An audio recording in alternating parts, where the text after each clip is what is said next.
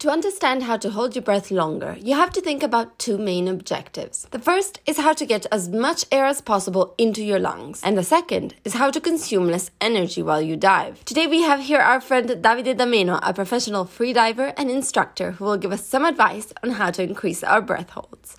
Hello, Davide. Hello, guys. Thank you. Understanding different breathing techniques and their effects on the body is essential to improving your breath hold. We have to imagine our lungs as composed of two separate compartments, a lower one and a higher one, which form a shape that looks somewhat like a pyramid. When we normally breathe, we don't use our lungs fully, but for freediving, it is very important to learn to breathe both with the belly or the diaphragm, feeling the lower part of the lungs, and with the chest, feeling the higher part of the lungs. The best way to understand this is to test it personally. Lie down on the floor with one hand on your stomach and try to get your belly to rise when you inhale. When you're breathing correctly with the diaphragm, your belly will look very full, like this. This is diaphragmatic breathing. Now that we understand how to do it, let's see how we apply this in the ocean before beginning a dive. Always start by lying on the surface of the water, looking face down, breathing through your snorkel. First, practice a minute of breathing using only your diaphragm. Focus your attention on inflating the belly properly. After the minute is up, stop thinking about your breath and go back to an effortless breathing pattern for another minute. Try to quiet the mind and fully relax. Finally, you're ready to dive. Just before you go down, take a long, slow and relaxed exhalation,